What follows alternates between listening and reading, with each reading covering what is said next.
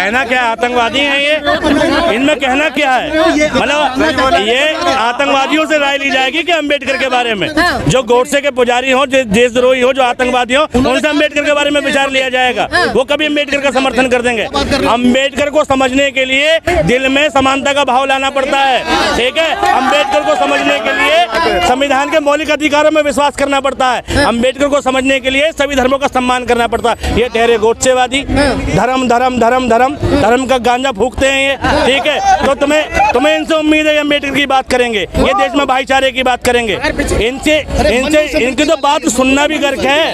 अगर कोई इनकी बात को एक दिन का सुन भी रहा है ना, ठीक है, तो वो भी दुखदायी बात है। इनको तो मौका नहीं मिलना चाहिए देश में खड़े रहने का, इनकी बात सुनी जा रही है, ठीक है।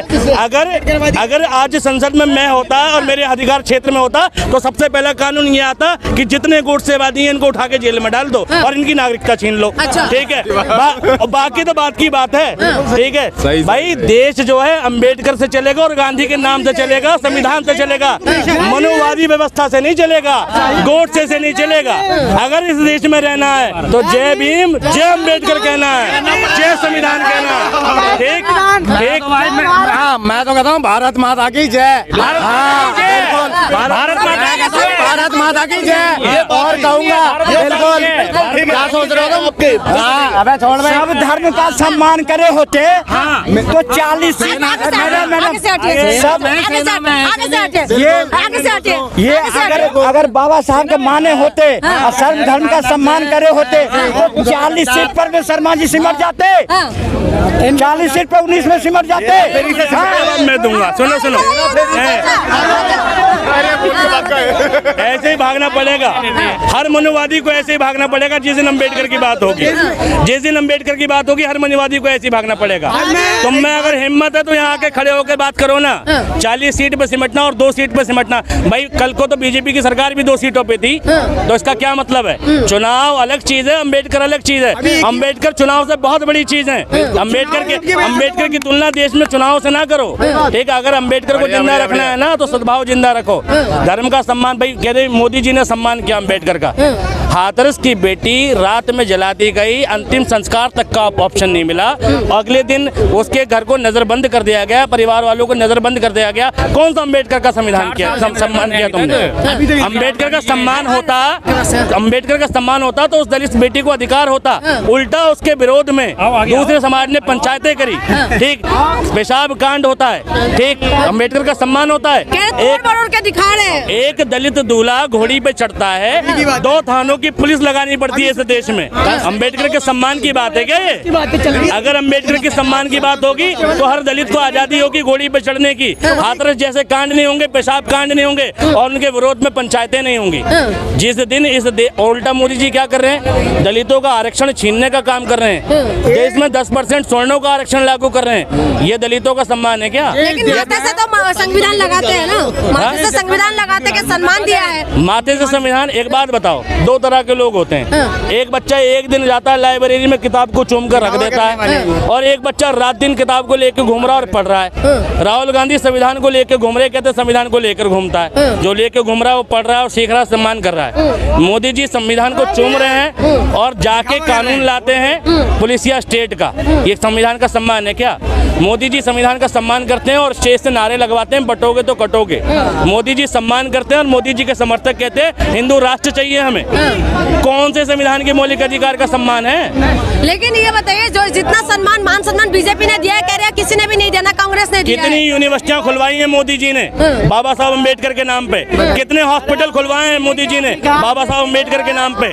जितने भी यूपी में बाबा साहब अम्बेडकर के नाम पे हॉस्पिटल है वो मायावती ने बनवाए हैं। मोदी जी का बताओ मुझे कौन सा है, ठीक है। देश में टेक्निकल यूनिवर्सिटी दिल्ली के अंदर अम्बेडकर कॉलेज है, ये सब किसने बनवाए? कांग्रेस ने बनवाए। मोदी जी के शासनकाल में कौन सी अम्बेडकर यूनिवर्सिटी बनी है बताओ मुझे? कौन सा सम्मान है? और सम्मान इतना ही है, तुम्हें चंद्रशेखर जो है एक नगीना का सांसद है, वो तुम्हें ठीक नहीं लगता।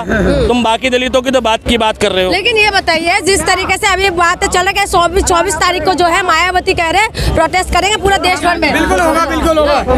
मेरा पुरजोर समर्थन है मायावती जी के प्रोटेस्ट रिक्वेस्ट को। और जो लोग सोचते हैं कि अंबेडकर दलितों के भगवान या दलितों के नेता हैं, वो ये गलत फहमी निकाल दें। अंबेडकर इस देश के लोकतंत्र के नेता हैं, देश के नेता हैं और देश के भगवान हैं। ठीक है, अगर इस देश में तुम लोकतंत्र की भावना को 1% भी दिल में रखते हो तो 24 तारीख वाले आंदोलन का सम्मान करो। अगर कुछ नहीं कर सकते तो रात में छतों पे कैंडल लाइट लेके खड़े हो जाओ बस। क्या योगदान है अम्बेडकर जी का, क्या क्या योगदान है? इधर आइए ना, आगे ये कितना मानते हैं अम्बेडकर को? पहले एक बात सुनो, अरे तुमको फालतू अम्बेडकर जब देश अम्बेडकर जी बोलो जी, अम्बेडकर जी को चुनाव में हराने वाला कांग्रेस पार्टी ही है। शर्मा जी जवाब देंगे। और सुनो 51 कार्टून के राज भी आज जनता को बता दो। जो जवाहरलाल नेहरू यूनिवर्सिटी, सुनो, जवाहरलाल इंटरनेशनल, अरे करो ना, मना कर रखा नहीं। गुजरात से 51 कार्टून में पंडित जवाहरलाल नेहरू, सोनिया गांधी, इंदिरा गांधी, राजीव गांधी, सबके लेटर जो 51 कार्टून में सोनिया गांधी मंगवाई और अपने घर में बात हो रही वो भी तो राज बताए देश को। 2 लाइनों में आपके जवाब देता हूँ। सबसे पहले तो ये उस नेता का ये फॉलोवर हैं जिस नेता के बारे में आपने बात करी कि मोदी जी संविधान को माथे से लगाते हैं। तो सबसे पहले मैं कहता हूँ माथे से लगा दो, इस माथे के अंदर ही दिमाग होता है, उसे दिमाग में उतारो भी तो सही उस संविधान को। ठीक है जी, उस विचारधारा को उतारो तो सही। अब दूसरी बात, आपने कहा कि उन्हें लोकतंत्र के चुनाव में हराया गया, बिल्कुल सही बात है। आपने वो अपनी शेड्यूल का फेडरेशन सुन लिए, बता रहा हूँ, खुल के बता रहा हूँ। अरे सुनो तो सही, अरे पूरी बात तो सुनो यार, पूरी बात तो सुनो। ये बात बिल्कुल सही है। सुनिए, एक मिनट भाई साहब, सबके जानकारी की मतलब की चीज है, सबके जानकारी की मतलब बिल्कुल ठीक बात है। अम्बेडकर साहब ने चुनाव लड़ा था शेड्यूल कार्ड फेडरेशन से, उन्होंने अपनी अलग पार्टी बना रखी थी, उसके थ्रू वो कैंडिडेट बने थे और कांग्रेस ने उनके खिलाफ अपना कैंडिडेट खड़ा करा था और वो लोकसभा के चुनाव में हारे। उनके हारते ही फौरन ही बॉम्बे प्रेसिडेंसी, कांग्रेस का बहुमत था, बॉम्बे प्रेसिडेंसी को लागू करके उसमें उन्हें राज्यसभा की सीट से उन्हें फौरन के फौरन सदन में लेके आए थे। 15 दिन या 20 दिन का मात्र गैप रहा था, उन्हें फौरन सदन में वापस लेके आए, राज्यसभा का उन्हें सदस्य बनाया और राज्यसभा का सदस्य बनाते ही 1 मिनट बताते हैं यार, बताते हैं 367 सीटें कांग्रेस को हासिल हुई थी पहले चुनाव में।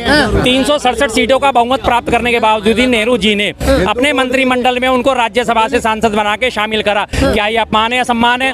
अब इन्होंने भाई साहब ने बात करी उनकी, अब ये भाई सुन तो लो यार, सुनो मैं इसका भी जवाब देता हूँ। इन्होंने अपमान की बात करी कि उन्हें इस्तीफा क्यों देना पड़ा। इस्तीफे की बात आई थी, महिलाओं के खिलाफ जो पूना पैक्ट में जो समझौते हुए थे वो पूरी तरह से लागू नहीं हो रहे थे, उससे नाराज होकर पूना पैक्ट के समझौते जो है आमूलचूल परिवर्तन नहीं ला पा रहे थे, उससे नाराज होकर उन्होंने वहां से जो है ना इस्तीफा दिया, कानून मंत्री के पद से इस्तीफा दिया।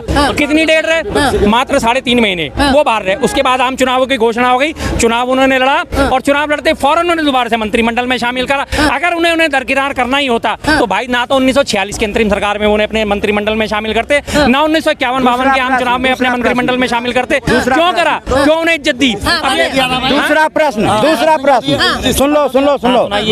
जब देश आजाद हुआ तो बाबा साहब तो थे ही ना, उनके चुनाव था ही ना, उनके कानून था ना, उनको अपमान करने का काम कांग्रेस सबसे पहले ये करी कि बगैर चुनाव के पंडित जवाहरलाल नेहरू को प्रधानमंत्री क्यों बनाया गया? क्यों बनाया गया? मैं इनसे एक आज बता, मैं देखो सुनो, मैं अगर 1 मिनट भाई साहब, 1 मिनट सुनो, नहीं आऊंगा भाई। ये जो सवाल इन्होंने पूछा इसका जवाब बहुत बार दे चुके हैं, बहुत वीडियो में दे चुके हैं। एक बात, अगर मैं डॉक्टर होता तो मैं इन जैसे अंधभक्तों को अपने चिकित्सालय ले जाता, इनका गोदा द्वार देखता कि कीड़ा कौन था साला, ठीक कसम से मैं देखता कि कीड़ा कौन था जो निकलता नहीं। एक बात, दूसरी बात, अभी एक्सपोज कर दूं ये अम्बेडकर का सम्मान करते ही नहीं करते। 1 मिनट, गोडसे गांधी नहीं करूंगा, ये और इनके नेता ये मोदी जी के समर्थक है। जवाब दो। नहीं, अरे तड़को मत यार। तीसरा प्रश्न बोलने तो दो यार, मैं इनसे सिर्फ 2 सवाल पूछूंगा कि भाई हिंदू राष्ट्र या लोकतांत्रिक राष्ट्र बताओ। अब देखो हिंदू मुस्लिम पढ़ाएगा, फिर आगे हिंदू मुस्लिम नहीं, फिर तीसरा प्रश्न, अगर बाबा साहब को इतना मानते हो, उनको सम्मान करते हो, सुनो सम्मान मानते हो, तो तमिलनाडु में कच्चा चिट्ठू था, कांग्रेस की सरकार थी, पूरी पार्टी था, विपक्ष में कोई नहीं था। चाहता तो संविधानिक ढांचे से उसको बदलाव करता, लेकिन बगैर संविधान में पास कराए कच्चा चिट्ठू श्रीलंका को क्यों दे दिया? कहाँ से कहाँ पहुँच गए? अगर मुझसे ये सवाल पूछा जाता कि इस्लामिक राष्ट्र या लोकतांत्रिक राष्ट्र, तो 1 सेकंड के 10वें क्षण को गवाए बिना मैं कहता लोकतांत्रिक राष्ट्र। लेकिन अगर ये संविधान का सम्मान करते तो इन्हें लोकतांत्रिक राष्ट्र बोलने में दिक्कत क्या है? बताओ मुझे। हमने संविधान को सम्मान करे हैं, हमने संविधान को सम्मान करे, माथे पे रखे हैं। अगर संविधान में बदलाव किए हैं तो हम सुनो, महिला सशक्तिकरण के लिए 370 के लिए 3 तलाक के लिए हमने संविधान लाए, देश के लिए। तुमने संविधान को बदला है अपने पार्टी के कुर्सी बचाने के लिए, अपनी धन को बचाने के लिए। नहीं चलेगी अब देश में। सम्मान किया कि मणिपुर के अंदर महिलाओं को अरे मैडम, हमने इतना सम्मान मणिपुर में करे ना, जो राज्यपति राज हम जीतते जा रहे हैं, हारते जा रहे हैं।